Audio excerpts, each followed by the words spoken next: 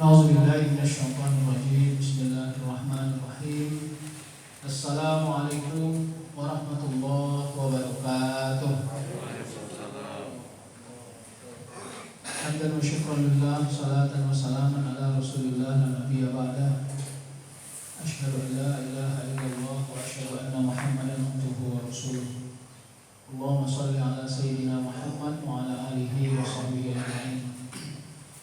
Allahumma rabbi shrah li sadri wa yassir li amri wahlul 'uqdatam min lisani yafqahu qawli. Hasbunallahu wa ni'mal wakil, ni'mal maula wa ni'mal nasir, ghufranaka rabbana wa ilaikal masir, wa la haula wa la quwwata illa billahil aliyyil azim. Doa kita hanya kepada Allah, mudah-mudahan Allah ampunkan dosa, Allah bersihkan hati, jasmani, rohani, menjadi orang-orang yang terus meningkat keimanan dan amal soleh. Umur yang kita miliki ini terus dikuatkan, ditingkatkan menjadi nilai ubudiyah, nilai keimanan di hadapan Allah. Dijauhkan Allah kita semua dari mara bahaya, dari bala, dari wabah, dari cobaan. Diberikan Allah kekuatan iman atas semua ujian-ujian yang Allah beri kepada diri kita. Diberikan Allah kesehatan, keluasan rezeki, kemudahan atas semua cita-cita. Diberikan Allah keturunan-keturunan yang taat dan mulia di hadapan Allah Subhanahu wa taala, berhasil dunia dan akhirat. Insyaallah kita semua adalah orang-orang yang husnul khatimah. Salawat dan salam kita hadiahkan kepada Rasulullah sallallahu alaihi wasallam. Allahumma shalli ala sayyidina Muhammad wa ala alihi washabbihi ajma'in. Mudah-mudahan kita tetap istiqomah menjadikan Rasulullah sebagai uswatun hasanah. Ada namanya salawat obat, ya, salawat tib. Allahumma sholli ala Muhammadin tibbil qulub wa dawaiha wa afiyatil abdani wa shifaiha wa nuril absari wa diyaiha wa ala alihi wa sahbihi wasallam. Selawat ini memang diajarkan dan ada juga di dalam beberapa riwayat oleh para sahabat, oleh para ulama. Ajarkan selawat ini bukan meminta sehat kepada Rasul, tapi wasilah kepada Rasulullah, meminta sehat kepada Allah Subhanahu wa taala. Jadi yang disehatkan itu bukan hanya jasmani tapi juga rohani. Allahumma sholli ala Muhammadin tibbil qulub, ya, yang diobati hatinya. Wa dawaiha wa afiyatil abdan. Afiyatil abdan itu sehat fisik. Wa shifaiha, dan jadi obatnya. Wa nuril absar, diberikan cahaya, ya, terhadap pendengaran, penglihatan. Wadiyaiha wa ala alihi wasallam. Jadi boleh sholawat itu banyak jenisnya. Mudah-mudahan salah satu amalan yang kita gemari itu adalah bersolawat kepada Rasulullah SAW. Karena memang kemuliaan Rasulullah itu tidak bisa dilakukan lagi. Kemuliaan Rasulullah itu dikuatkan, diazamkan, ya, ditakkidkan oleh Allah dalam berbagai syariat, termasuk syariat sholat, termasuk syariat syahadat, ada nama Rasulullah SAW. Jadi semua amalan-amalan selain dari memuji Allah, membesarkan keagungan Allah Subhanahu wa taala, kita juga berselawat kepada Rasulullah SAW. Baik, kita lanjut kajian. Bapak Ibu, nanti di ujung kajian kita membahas sedikit tentang silaturahim dan halal bil halal. Mudah-mudahan ini menjadi motivasi bagi kita semua. Kita masih di maqam ridho, di paling bawah ya Pak ya. Pandangan lahir. Jadi kalau sudah sampai di maqam ridho kita lanjut. Pandangan lahir dan batin merasa senang dan tenang atas realita yang terjadi. Jadi ada lahir, ada batin. Itu sudah saya sampaikan sebelum di sini. Kita ini kan kalau berbuat, perbuatan kita kolektif. Akal, tangan, kaki, hidung, mulut, telinga, semuanya bekerja sama. Tapi nanti di yaumul hisab mereka bersaksi sendiri-sendiri. Tangan bersaksi, lalu kaki, hidung, telinga, mulut tidak boleh ikut mendengar. Kira-kira gitu. Ini juga cukup unik, bukan aneh, tapi cukup unik. Waktu berbuat mereka kolektif, bersaksi mereka individualistik. Kenapa itu terjadi? Karena inilah kalau kita pakai yang bab terdahulu, sebenarnya semua komponen di dalam tubuh kita ini punya independensi, punya kemandirian. Tangan ini dia bisa menolak hasrat akal kalau dia punya power. Ya, makanya ada orang mencuri, begitu sudah nampaknya barang yang mau dicuri, bergetar tangannya, nggak berhasil dia mengambilnya. Kenapa? Karena disitulah independensi tangan. Sebenarnya dia tidak mau mematuhi apa yang disebut akal, tapi kadang-kadang karena akal di dalam tubuh tidak lagi hanya menjadi raja, tapi dia sudah menjadi Tuhan. Nah, itu ya. Jadi sebenarnya posisi yang paling tepat kepada akal itu adalah menjadi leader atas semua anggota tubuh. Dia tidak boleh jadi Tuhan, tapi yang paling sering adalah dalam kehidupan kita ini kita memposisikan akal sebagai Tuhan, sehingga semua titah akal harus dipatuhi oleh semua anggota tubuh lainnya. Inilah yang saya sebut dialog imajiner. Jadi makanya kapan kejahatan itu tertutup atau tertegah? Ketika akal memerintah, tapi tangan, kaki dan semua anggota tubuh menolak. Itu. Jadi kalau kita mau bincang gitu ya, mau berbuka puasa dia di tengah hari padahal lagi Ramadan, tiba-tiba mengulah perutnya, sakit perutnya, tidak selera nengok makanan yang sudah diberi, kira-kira gitu. Jadi disitulah independensi tubuh sebenarnya. Sama kayak orang yang sudah menikmati tahajud tengah malam bertahun-tahun, tidak pernah tinggal. Tiba-tiba sekali waktu dia berhajat untuk meninggalkan tahajud besok pagi. Udah 12 tahun ini tidak pernah aku tinggal tahajud, sekali-sekali tinggal tahajud tidak apa-apa lah supaya enak tidur. Begitu dia tidur, di jam biasa dia bangun tahajud, mengulah tubuhnya, batuk sejadi-jadinya, kira-kira gitu. Kenapa? Disitulah letak independensi tubuh. Jadi sebenarnya kalau tubuh kita ini, semua anggota tubuh kita ini sudah mampu kita kelola bita'atillah, untuk taat kepada Allah. Sebenarnya dia lebih punya kemandirian terhadap semua kepatuhan. Nah, yang paling sedap kalau seandainya kita mampu menggiring akal untuk terlibat pada taat kepada Allah. Jadi kan gitu. Dari semua tubuh kita ini ada akal, kaki, semua segala macam. Yang mampu mengakses benar atau salah hanya ini. Itu kan. Ini masalahnya. Yang lain ini tidak bisa mengakses benar atau salah. Makanya dia posisinya sebagai leader. Mata, telinga, hidung, tangan, mereka ini hanya mampu memberi informasi terhadap kebenaran atau kesalahan. Jadi dia itu hanya mampu memberi data awal kepada akal saja. Nanti akallah yang memproses benar atau salah. Begitu benar atau begitu salah, dia akan perintah tangannya, kakinya, mulutnya, semuanya untuk melakukan apa yang dia perintah. Nah sekarang ini yang kita sebut bukan mengajari tangan, bukan mengajari kaki, bukan mengajari telinga untuk ingkar kepada perintah akal, bukan. Tapi menjadikan apa yang dihajatkan oleh tangan, kaki, dan akal selaras dengan ketaatan kepada Allah, sehingga apapun yang dikerjakan adalah sesuatu yang benar. Tapi pada saat itu akal belum terlibat. Kenapa? Karena akal ini, fungsi akal kan mencari hal yang rasional. Rasional itu apa alat ukurnya? Benar secara nyata, benar secara idealis, benar secara empiris. Itulah ukuran kebenaran rasional. Makanya akal ini selalu saja mencari kebenaran yang berhubungan dengan idealis dan empiris. Idealis dan empiris. Tapi ada satu kebenaran lagi. Sebenarnya itu yang kita sebut dengan kebenaran supernatural. Kalau pernah kita di awal-awal dulu kali ini. Kebenaran supernatural ini dia melepaskan diri dari idealis dan empiris. Dia berada di atasnya. Yakin kepada Allah, yakin kepada hari akhir, yakin kepada yaumil hisab, itu semuanya kebenaran supernatural. Yakin bahwa sholat kita itu mencegah bala, sedekah kita mencegah bala, itu semuanya bukan kebenaran empiris. Kalau kebenaran empiris, setiap kita kasih sedekah maka pada saat itu uang kita berkurang, itu secara empirik Secara realistik itulah dia yang terjadi.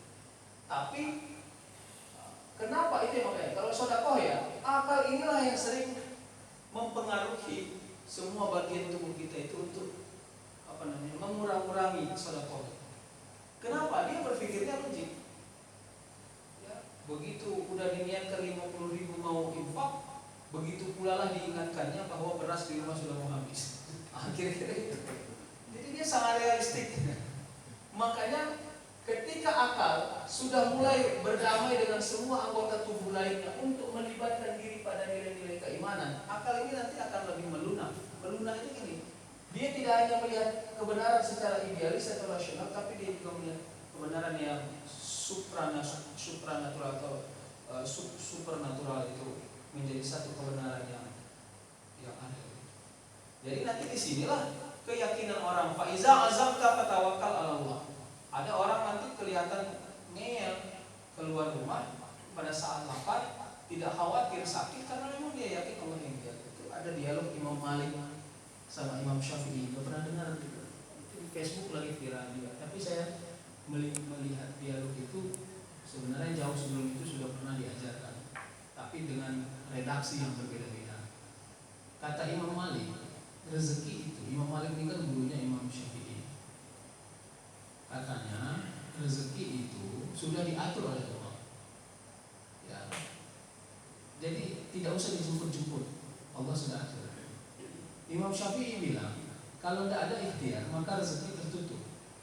Jadi harus usaha dulu baru ada rezeki. Bayangkan itu antara guru dan murid ada pandangan yang tidak sama, kira-kira gitu.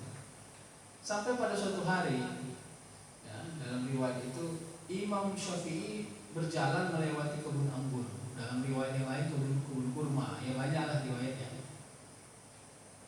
Lalu bertemu dengan pemilik kebun itu, tapi pemilik kebun itu tidak mengenal siapa Imam Syafi'i. Lalu singkat cerita diajak, wahai fulan, aku akan panen. Maukah kau membantu? Nanti aku akan kasih upah kau. Bagian besar dari anggur ini. Akhirnya ikutlah. Singkat cerita Imam Syafi'i ikutlah memanen anggur itu, kurma itu dan juga lain. Sampai selesai, habis itu dikasih satu keranjang besar kepada dirinya sebagai upah. Lalu dia bahagia, senang. Karena menguatkan fahamnya bahwa kalau tidak usaha tidak mungkin dapat hasil. Kira-kira itu. Lalu pergilah dia ke rumah gurunya Imam Malik, membawa itu, menunjukkan kepada gurunya itu bahwa inilah dia yang saya sebut itu. Ikhtiar baru ada hasil. Sampai di rumah gurunya dia taruh itu di keranjang itu di depan gurunya sambil dia bilang, inilah bukti bahwa kalau saya usaha saya ada hasil.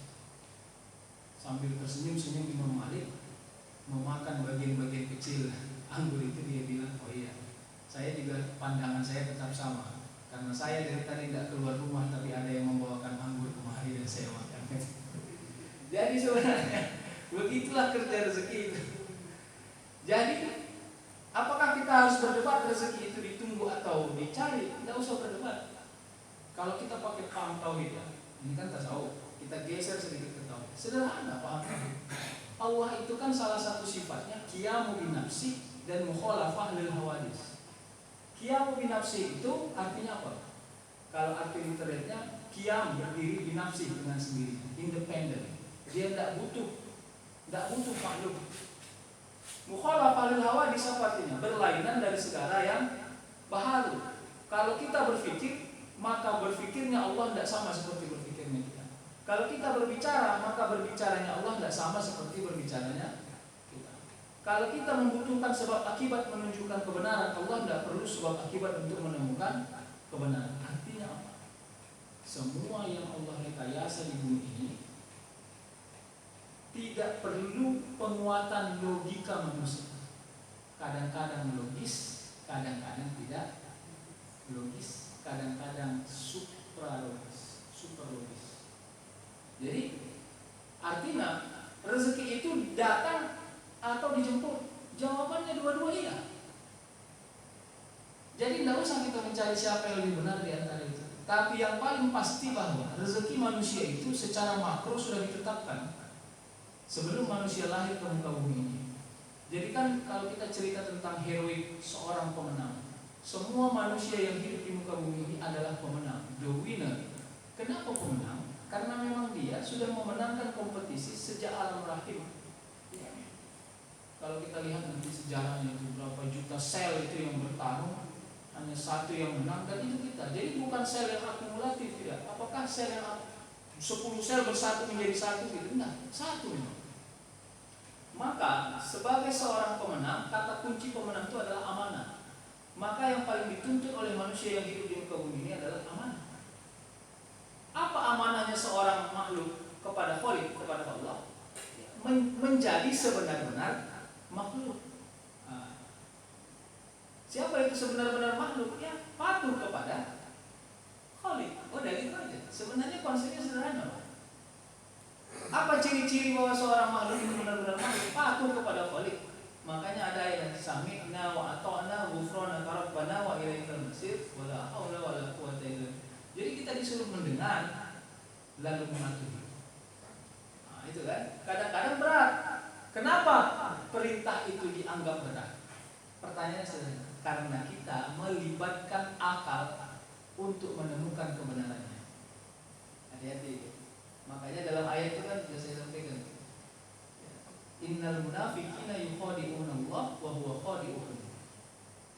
Wa iz qamu ila shalah qamu kusala yura'una an-nas wa la yazkuruna Allah illa qalil. Kata Allah, innal munafiqin, sesungguhnya orang-orang munafik itu yukhadi'una Allah, dia suka sekali membohongi Allah. Wa huwa khadi'uhum, tapi dia enggak tahu bahwa Allah juga akan membohongi dirinya. Wa iz qamu ila shalah, kalau dia menegakkan salat, qamu kusala, dia selalu saja mengerjakan salat dengan malas. Kenapa ada orang salat malas? Jawabannya sederhana, karena dia mencari kebenaran sholat pakai akal. Jadi disaring dulu, difilter dulu kebenaran sholat. Padahal kalau kita mau mencari kebenaran sholat, mencarinya jangan induktif tapi deduktif. Kayak kuliah ini. Jadi kan ada kebenaran begini, ada kebenaran yang begini. Ini yang deduktif, ini yang induktif. Ini maaf Pak Prof nih. Kita selalu saja menjadikan sholat, menemukan sholat, kebenarannya memakai kebenaran induktif. Sholat dulu, lalu kita cari kebenarannya apa.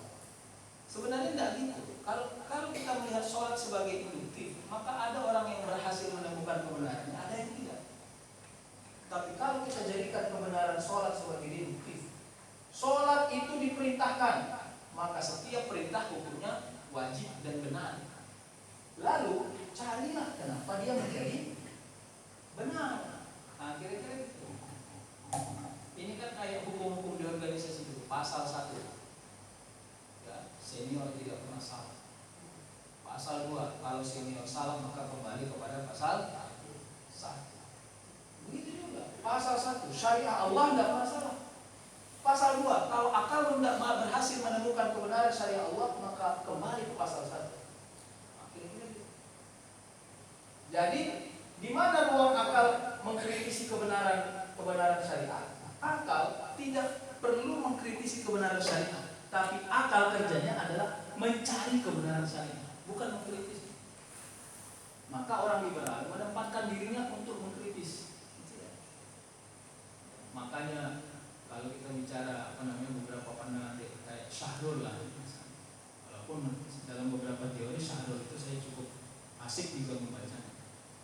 Ketika dia mencoba mengkritisi poligami, mengkritisi waris, sehingga akhirnya semua ayat itu tidak harus muhkam atau muhkam qat'i. Jadi ada ayat yang muhkam, ada yang mutasyabih. Muhkam itu ayat yang udah jelas hukumnya, jangan lagi diperdebatkan maknanya. Kira-kira menurut Syahrul, semua ayat itu harus mutasyabih, tidak boleh muhkam, karena dia harus berhubungan dengan realitas. Tapi enggak juga, kadang-kadang ada ayat di dalam Al-Quran yang memang tanpa realitas, dia tetap benar. Kira-kira gitu. Sama kayak teori ini. Kalau ada orang bilang kata mamaku, kalau dia bilang kata mamaku, berarti kebenarannya kebenaran siapa? Mamanya yang benar. Kata mamaku, makan itu harus duduk, berarti kebenaran itu alat ukurnya adalah mamanya. Jadi inilah yang disebut dengan kebenaran koherensif. Kebenaran koherensif itu adalah walaupun berganti zaman, walaupun berganti masa, walaupun berganti keadaan, kebenaran itu tetap yang lama. Nah, disitulah letak ruang kebenaran syariah harusnya. Jadi jangan kebenaran korespondentif. Kebenaran korespondentif itu apa? Kebenaran itu apa yang terjadi? Realistik. Ya. Kalau hari ini tidak cocok ayat itu, maka jangan dianggap ayat itu benar. Itu yang bahaya sebenarnya. Makanya pada ruang-ruang syariah kita harus menundukkan diri kita bahwa kebenaran itu adalah kebenaran yang sifatnya koherensif, kebenaran yang sifatnya induktif, deduktif. Allah yang kasih benar, kita yang cari kenapa itu benar. Nah, gitu. Jadi tidak perlu ditanya kepada Allah kenapa itu benar, carilah pakai akalmu. Makanya disebut afala taqilun, afala tatafakkarun. Disuruh kita berpikir untuk mencari. Oke ya, pandangan lahir dan batin merasa senang. Jadi ingin ya, Bapak Ibu kata kuncinya dua, lahir dan batin. Berarti melibatkan jasmani dan rohani. Gitu ya. Yang kedua, senang. Senang itu apa bahasa Inggrisnya? Happy. Ya, happy. Senang itu kalau kita senang, yang senang itu akal, jasmani atau sesuatu yang tidak kelihatan. Ada orang pergi ke pantai Cermin, sampai di pantai Cermin dibilang, aduh senang kali aku sampai di sini. Yang senang itu apanya? Apakah akalnya? Apakah matanya? Apakah tubuhnya? Atau sesuatu yang tidak kelihatan dari tubuh? Kalau kajian falsafah memang harus sampai ke sana. Karena gini Pak, ayo kita kaji ya. Begitu dia pulang dari pantai Cermin, sampai di rumah dia langsung panggil tukang kusuk karena badannya capek semua. Berarti ke pantai Cermin itu menyenangkan atau menyakitkan? Cukup. Masih di mobil mau jalan pulang, ditelepon tukang kusuk, capek badanku masuk angin ini. Tolong habis maghrib datang ke rumah. Pertanyaannya, apakah ada kesenangan yang tidak melibatkan jasmani? Saya mau bilang begini, itu orang tadi, dia bilang dia senang sampai pantai Cermin, tapi begitu pulang dia panggil tukang kusuk karena dia bilang badannya sakit semua. Berarti kan tubuhnya tidak menikmati senang itu. Paham bagi kita? Ini kita lanjutkan nggak nih? Kita makin dalam. Nah, kesenangan orang-orang yang beriman itu adalah kesenangan yang keluar dari kesenangan jasmani. Itu sebenarnya. Makanya kalau ditanya repot nggak sholat tahajud? Nggak repot, karena sholat tahajud itu tidak pernah melibatkan jasmani. Nah, itu dia. Jadi sebenarnya itu pakai rahasianya. Asrar. Kalau masih kita melibatkan jasmani sholat tahajud, pasti kita capek. Tapi kalau kita udah tidak melibatkan jasmani, insya Allah semua orang akan mudah sholat tahajud. Tapi ingat ya, ini kan karena sudah kaji ke-puluhan ini, makanya kita sampaikan. Kalau nggak melibatkan jasmani, kayak mana Ustaz orang yang bergerak-gerak jasmani? Nah itu dia. Memang yang bergerak jasmani, tapi yang punya ghirah terhadap bahagia pada sholat itu tidak boleh jasmani. Kalau jasmani dia akan hitung-hitungan. Dia akan bilang, aku kan tidur jam 2 tadi masih ngantuk. Dia akan bilang itu, perutku sakit, kebanyakan makan makan roti. Dia akan komentar terus itu. Kenapa? Karena kita melibatkan jasmani mengukur kebenaran sholat itu. Nah, itu tadi wa izqom ila sholat qom kusala. Kenapa orang qom kusala sholatnya itu sholat? Uring-uringan gitu. Kusala itu uring-uringan gitu. Karena dia lebih besar mencari kebenaran jasmaninya daripada kebenaran rohaninya. Nah, makanya kalau kita yang disebut tadi rasa senang itu sebenarnya tidak kelihatan. Tidak kelihatan. Ya. Naik gunung, pernah mungkin Bapak Ibu sering naik gunung. Dulu kami di pesantren naik gunung Merapi itu. Setiap mau tamat pesantren pasti jalan gunung. Itu naik ke atas 2 jam sampai 3 jam. Sakit badan semua, tapi sampai di atas semua orang senang bahagia, apalagi bawa bendera itu jadi cucu di atas itu. Foto, rupanya di atas itu ada danau yang dingin betul lah ini. Capek, tapi kenapa kita sebut senang? Aneh itu. Karena yang menyenangkan itu biasanya yang menyenangkan itu tidak pernah melibatkan jasmani. Sama seperti kalau kita pakai baju baru. Kalau kita pakai baju baru, yang senang itu sebenarnya bukan jasmani. Yang senang itu sebenarnya bukan jasmani. Yang senang itu adalah selain dari jasmani. Saya tidak mau bilang rohani. Selain dari jasmani. Kenapa? Percaya diri itu bukan jasmani. Percaya diri itu sesuatu selain jasmani. Nah itu. Maka kalau kita sudah mampu menggerakkan sesuatu yang bukan jasmani dalam diri kita, maka kita libatkanlah dia lebih punya power untuk memutuskan segala sesuatu apa yang ada dalam diri kita. Ya, orang yang melempar jumroh itu, kalau jaraknya camp Indonesia pasti tidak pernah di bawah 1 kilo, pasti di atas 1 kilo. Yang sering itu 4-5 kilo. Pertanyaannya, kenapa itu bisa terjadi? Karena pada saat dia berangkat haji, yang terlibat itu bukan jasmaninya.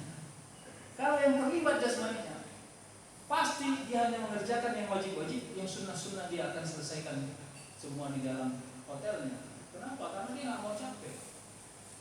Kira-kira gitu. Baik ya, lanjut. Makanya pandangan lahir batin merasa senang dan tenang. Jadi senang dan tenang itu beda. Senang itu prosesnya, tenang itu hasilnya. Makanya Al-Quran menyebut manusia itu dengan tenang, bukan senang.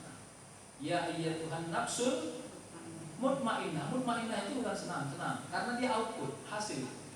Orang yang senang harus tenang. Maka kalau ada orang yang senang tapi tidak senang, tidak tenang, itu bahaya.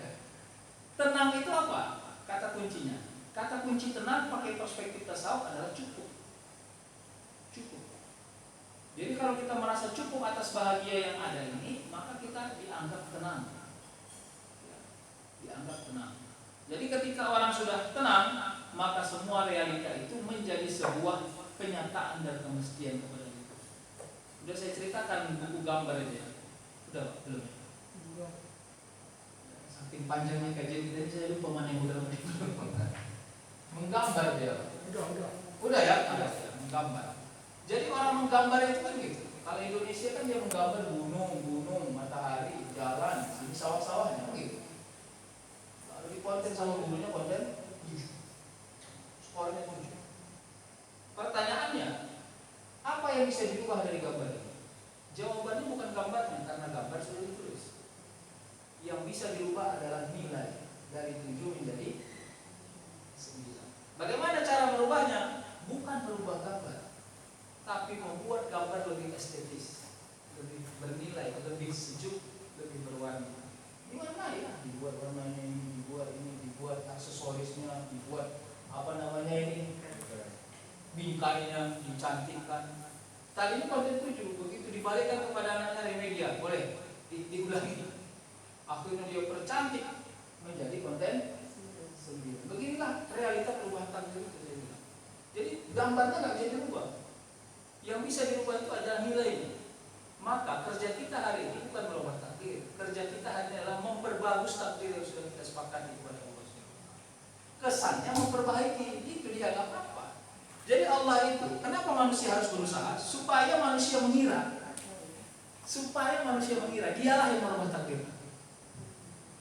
Untuk apa itu? Rasa percaya diri tetap berjalan.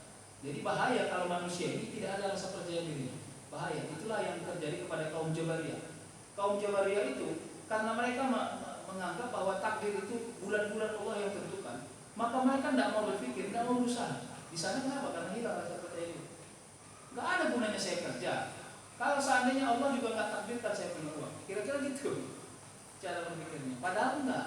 Kalau kita pakai mekanisme nomor 2, jadi mekanisme nomor 1, Pak Ustaz kok banyak kali mekanismenya? Iya, karena kita ini sedang meraba-raba ilmu Tuhan. Mekanisme nomor 2, kita yang sampaikan hajat, lalu Allah ambil hajat, di-approve. Ketika sudah di-approve, maka Allah kasihkan energi kepada kita untuk sampai kepada hajat. Jadi begitu cara kerja kedua, teknis kedua. Maka sunnah muakkad hukumnya berusaha. Bahkan dalam satu riwayat disebut wajib. Kalau Anda sakit, pergi ke dokter berobat. Karena itu usaha. Di sanalah letak seseorang itu bermohon kepada Allah. Begitu sampai di hadapan Allah, semacam proposal sampai, Allah akan approve. Ini sudah cocok, masih sehat ini. Nanti apa yang dibuat? Dari tangan dokter dibuat Allah obatnya sesuai. Dari badan dirinya dibuat Allah mampu mengakses kesehatan kembali. Kira-kira gitu. Jadi prosesnya itu pakai sebab akibat. Ada orang bilang ini, Ustaz, saya berobat ke dokter mewah, obatnya tidak generik, wah makin sakit. Begitu saya berobat ke puskesmas, obatnya generik, baru sehat. Percuma aja kurasa aku berobat ke dokter spesialis. Enggak percuma, karena memang ada nanti proses yang Allah buat. Keliling dulu dia. Nah, jadi tapi itu harus kita paham. Supaya apa? Kita tidak pernah bersangka kepada Allah SWT. Yang berikutnya apa? Posisi takdir menjadi penguat keazaman tauhid. Ingat, itu yang saya sampaikan ini sudah ini yang sebenarnya. Jadi takdir yang Allah uraikan kepada diri kita tidak boleh memperkeruh suasana tauhid, tidak boleh merusak suasana tauhid. Justru dia memperkuat keazaman tauhid. Kenapa saya sebut keazaman tauhid? Azam itu akumulasi antara akal dan hati. Azam. Faiza azamta fatawakkal Allah. Kalau dia bilang ya Allah sudah berarti, insya Allah. Ya. Siapa orang yang stres? Siapa orang yang susah hidupnya? Orang yang terlalu serius memikirkan apa yang terjadi 1 tahun ke depan. Itu akan stres itu. Jadi sebenarnya kerja kita untuk 1 tahun ke depan tidak perlu difikirkan secara evaluatif dan secara kritis. Kerja kita 1 tahun ke depan adalah memprediksi dan bercita-cita. Itu saja. Jadi kayak mana nanti anakku kuliah, biayanya dari siapa? Itu kayak mana nanti kalau nggak ada keretanya, rusak pula keretanya, gimana ini? Tidak usah dipikirkan sampai sejauh itu. Karena biasanya hal-hal teknis Allah akan siapkan sesuai dengan keadaannya. Kira-kira gitu ya. Jadi posisi takdir harus menjadi penguat keazaman tauhid. Itu nama tauhid itu. Tauhid itu apa? Tauhid itu adalah Allah, manusia, makhluk yang bertemu dengan Tuhannya. Itu tauhid. Makhluk yang bertemu dengan Allah Subhanahu wa taala, Tuhannya. Itulah tauhid. Maka kalau ditanya tauhid itu di mana? Ketika engkau mengenal siapa Tuhan, maka engkau sudah bertauhid. Bagaimana cara manusia berikhtiar mengenal tauhid? Bisifatihi, dengan sifat-sifat Allah. Walaupun sifat-sifat Allah kan pernah ditanya, sifat-sifat Allah itu siapa yang buat? Itu para ulama yang buat. Sebenarnya sifat Allah itu semua alam di dunia itu sifat Allah. Makanya disebut sifat Allah itu yang 20 itu yang wajib diketahui. Dan ada yang tidak wajib diketahui. Semua ayat-ayat Quran itu yang menyebutkan keagungan Allah itu adalah sifat-sifatnya Allah Subhanahu wa taala. Bi asma'ihi, dengan nama-namanya. Apakah nama Allah itu hanya 99? Lebih ribuan nama-nama Allah. Tapi 99 ini yang menjadi indikator manusia bisa mengenali siapa Tuhannya. Kira-kira gitu. Baik ya. Tapi ingat, nanti di yaumil hisab kita tidak akan didikte. Coba sebutkan nama-nama Allah. Enggak ada. Jadi sifatnya lebih kepada fungsional. Berfungsi enggak nama-nama Allah dan sifat-sifat Allah itu kepada kepribadian. Kira-kira gitu. Kalau berfungsi, maka semua yang kau kerjakan pasti tidak melenceng dari jalan. Bagaimana dengan orang yang berdosa? Sebenarnya lebih bagus kita muak dengan dosa daripada muak dengan pahala. Jadi kalau tasawuf itu memang memperlebar posisi fungsi. Kalau fikih biasanya tidak memberi ruang kepada orang yang berdosa besar. Kalau tasawuf dia memberi ruang kepada orang. Jadi ini kayak kelas-kelas apa namanya? Kalau di sekolah kan ada kelas yang anak-anak bandel gitu, kelas apa nih? Jadi kalau kelasnya orang-orang pintarnya itu biasanya itu di kelas nomor 1.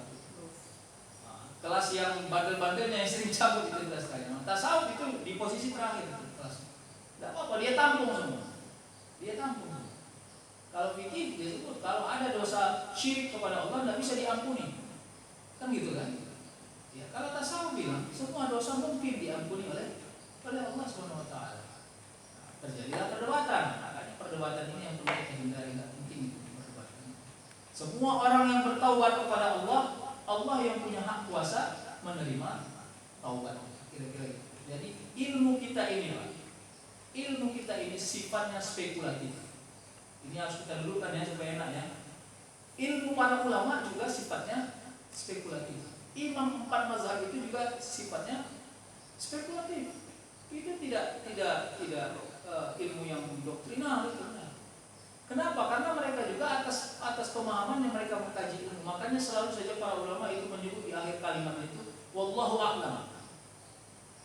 Kalau dalam kitab tafsir disebutnya wallahu a'lam bimuradihi. Allah lah yang Maha tahu tentang apa maksud dan tujuannya. Bahkan sampai hari ini para mufassir yang pintar-pintar itu, yang wara-wara itu, tidak mampu menafsirkan bagian-bagian kecil dari ayat-ayat Quran.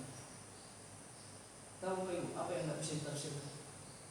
Alif lam mim, kahaya Aisyah, alif lam ro. Kenapa? Karena Allah punya rahasia di dalam setiap ayat. Artinya spekulatif. Berarti kita ini sedang berijtihad, meramal, mencari tahu kebenaran Allah SWT. Tidak ada satu ulama pun yang berhasil memahamkan itu. Paling ulama-ulama yang tarikah, dia mau apa namanya, kalau ada itu ya kaifiatnya baca Yasin. Yasin 7 kali dibaca. Yasin, Yasin, Yasin. Ya silakan, tapi tetap sampai di situ aja. Makna hakikat dari Yasin tidak pernah ada ulama yang paham. Makna hakikat dari Alif Lam Mim tidak pernah ada ulama yang tahu. Kenapa? Itu begitulah hebatnya Allah menyembunyikan ilmunya. Kira-kira. Baik ya, lanjut. Beda ridho dan tawakal sudah belum ya Pak? Tawakal itu kendaraan setelah merasa utuh berikhtiar. Nanti ya, kalau sudah utuh berikhtiar maka itu tawakal. Harap yang dapat dihitung, predictable, itu kata kunci tawakal. Jadi kalau ada orang ujian, habis ujian dia berharap lulus itu tawakal. Bagaimana menaikkan fasenya supaya ridho? Apakah kelulusannya itu menjadi manfaat terhadap hidupnya? Di situ ridho. Ada orang di Facebook lagi itu, betapa anehnya katanya. Dulu dia SMA IPA, ya. Lalu kuliah dia ilmu sosial, lalu kerjaannya jualan jagung.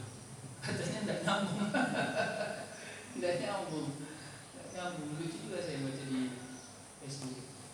Kenapa tidak nyambung? Memang karena begitu. Allah buat sering saja proses hidup kita ini sebagai sebab akibat kepada apa namanya hakikat dari yang kita dapat. Seorang kawan bilang gini, sayang kali lah, kau dokter loh, masa begitu nikah kau jadi ibu rumah tangga. Kalimat itu sangat rasional, tapi menjadi suprarasional kalau kita melibatkan pemahaman kita terhadap takdir Allah SWT. Kira-kira itu.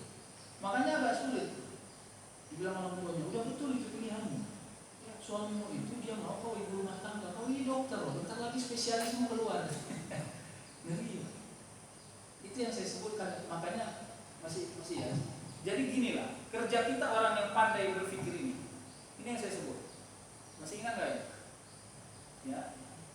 Di sini takdir, di sini ikhtiar, di sini akal. Kerjanya adalah mengayomi, itu yang saya sebut. Tapi kita sering menjadikan ini sebagai pemicu untuk membetul-betulkan. Makanya akal kan di sini, kerja akal di sini.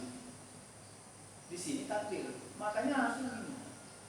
Kalau akal sudah tak sanggup lagi memikirkan kenapa takdir itu begitu, ambillah takdir itu sebagai selimut di tubuhmu supaya kau bisa merasa nyaman dengan takdir. Kira-kira gitu. Jangan selimutnya dibakar. Kalau selimutnya dibakar, maka kau akan menganggap apa yang kau pikirkan adalah takdirmu. Kalau tidak terjadi, maka stres yang berkepanjangan. Nah itu. Ada seorang bilang, aku salah pilih suami. Suamiku jahat. Padahal aku orang baik. Apa yang dilakukan oleh Asia ketika dia punya suami bernama juga. Kadang-kadang memang ya tidak berlebih kalau saya bilang ini. Nauzubillah.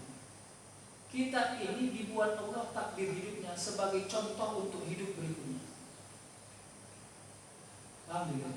Kenapa kita yang harus jadi contoh? Karena Allah tahu level dan grade kita cukup dan mumpuni. Ada orang yang taat, punya pasangan rumah tangga yang sangat zalim. Semua orang satu kampungnya menyayangkan. Lalu dia bilang, aneh kali takdir hidupku ini, kayak sinetron Indonesia itu lah. Aneh kali lah takdir. Enggak, kadang-kadang ada orang-orang yang Allah buat takdirnya sebagai titipan pembelajaran bagi orang di lingkungan. Jadi amal jariahnya di situ. Kalau dia tetap bersabar, maka dia akan jadi amal jariah. Kadang-kadang posisi kita itu yang saya sebut. Karena kita tidak siap menerima hidup ini, maka kita memilih berhadapan dengan takdir Tuhan sebagai rivalitas. Ingin berantem aja sama Tuhan, kira-kira gitu. Aku nih nggak ada gunanya, sholat tiap hari kok kayak begini pula apa buat aku, kira-kira gitu. Menjadi rivalitas jadinya. Ini yang selalu terjadi. Makanya di awal-awal saya sebut pemikiran materialistik kita harus kita hapus supaya kita enak mengenal siapa Allah sebenarnya. Kalau masih berpikir materialistik sulit. Makanya kalau mau belajar tasawuf, kalau kajian saya, makanya di awal dulu kita bicara alat rezeki. Kenapa alat rezeki duluan? Supaya menunjukkan bahwa yang kita cari ini bukan materi itu. Materi itu hanya sebagai jalan-jalan saja untuk sampai. Tapi bukan tidak mungkin materi itu Allah banyakkan. Mungkin, sangat mungkin. Jadi, apalagi anehnya kalau ada orang dikasih materi tapi bingung dia mau diapain materi itu baru itu sudah sampai klimaks, itu sudah paling tinggi. Baik, yang berikutnya Pak, menyerahkan keputusan kepada Allah sesuai dengan usaha dan ikhtiar. Jadi silakan, Allah kasih siap. Orang makan lalu berharap kenyang, itu namanya tawakal. Orang makan berharap sehat, itu namanya tawakal. Tapi orang makan ingin berharap supaya semua makanannya membuat dia lebih taat kepada Allah, itu sudah pindah kepada maqam ridho. Jadi ridho itu sebenarnya sudah lebih dekat frekuensinya kepada Allah SWT. Kalau tawakal frekuensinya lebih kepada dunia saja. Dominasinya dunia. Dominasinya hasrat dunia atau hasrat sesuatu yang dihajat. Gitu ya. Tak akan menghakimi Allah tentang jenis, rasa dan warna takdir. Nah, ini ya, kenapa saya sebut di situ warna takdir? Karena takdir kita sering terima, tapi kita sering protes warnanya. Paham? Bisa nggak diterima? Takdirnya kita terima, warnanya kita proses. Sama seperti orang cantik bajunya tapi kenapa warna kuning? Nah, kira-kira gitu. Dia dipakainya bajunya muat, tidak malah motong-motong lagi, padahal badannya pendek misalnya. Tapi dia menyayangkan kenapa warnanya tidak sesuai. Pertanyaannya sederhana, kenapa kau anggap warnanya tidak sesuai? Karena pada saat kau memakai baju itu, kau sedang berpikir akan pergi ke pesta yang sangat dekat dengan hari itu. Padahal baju itu kan bukan hanya dipakai pada saat pesta itu. Bisa saja baju itu dipakai pada saat berikutnya. Nah, kira-kira gitu. Jadi apa warna takdir itu? Warna takdir itu itulah dia penerimaan. Masih ingat nggak cerita saya dulu? Di Simpang Limon itu ada orang jual bakso, kan? Bakso enak, dia pergi ke Simpang Limon, rupanya tukang baksonya tutup. Kesalnya naudzubillah, dari Marelan dia pergi ke Simpang Limon hanya mau makan bakso. Akhirnya karena kesalnya dia singgah ke tukang sate di samping jualan bakso. Dia makan, sambil makan ngomel-ngomel, memang kurang ajar tukang bakso ini. Memang nggak adil ini. Sambil ngomel, tapi dia makannya juga sate itu, kenyang. Begitu dia pulang, tidak mampu dia mengenali. Kira-kira Allah jawab nggak doanya? Allah jawab nggak hajatnya? Ternyata dijawab. Apa? Allah tidak jawab melalui baksonya, tapi Allah jawab melalui kenyangnya. Itu yang saya sebut warna takdir. Kita selalu saja menghakimi Allah harus sesuai warna takdir dengan hajat kita. Kita minta, ya Allah takdir saya warna kuning, Allah kasih warna hijau. Akhirnya itu ya. Jadi tidak akan menghakimi. Jadi orang-orang yang belajar tasawuf biasanya akan malas menghakimi gitu. Malas menghakimi. Rasa dan warna. Rasa juga kayak gitu. Ya. Apa bedanya manis dan pedas? Asin dan pedas. Kalau pedas itu biasanya mulut kita bilang cuma gitu. Kenapa begitu? Coba ini falsafah rasa ini. Kalau mau dipanjangkan asik dulu. Kenapa respon lidah kita terlalu cepat membedakan antara manis, asin dan pedas? Apa yang dimiliki oleh lidah sehingga dia mampu membedakan hasilnya atau respon? Kalau mau dipanjang ini sulit juga ya. Makanya nanti ya, apa yang terjadi kepada Nabi Ibrahim yang dibakar? Begitu dia masuk ke tempat pembakaran itu dia merasa kedinginan. Kenapa dia merasa kedinginan? karena sensitivitas tubuhnya dimatikan Allah. Jelas nggak Pak? Jadi sebenarnya magic juga sih. Sensitivitas tubuhnya dimatikan Allah. Karena Allah mau, dia merasa itu menjadi mukjizat kepada diri. Karena dia kan sedang mencari Tuhan. Jadi mungkinkah ini terjadi? Mungkin. Ada nanti saatnya lidah manusia diberhentikan Allah membedakan mana asin, mana manis, mana pedas. Tapi bukan karena Allah marah, karena Allah mau bahwa asin, manis, dan pedas itu sama rasanya. Pak, jangan paham yang saya sebut ini seperti makna sebenarnya ya. Ini makna takdir yang saya sebut itu. Itulah dia. Nanti ketemu kita dengan orang sakit betul hidupnya, tapi dia nggak merasa sakit karena Allah matikan sensitivitas tubuhnya merasakan sakit.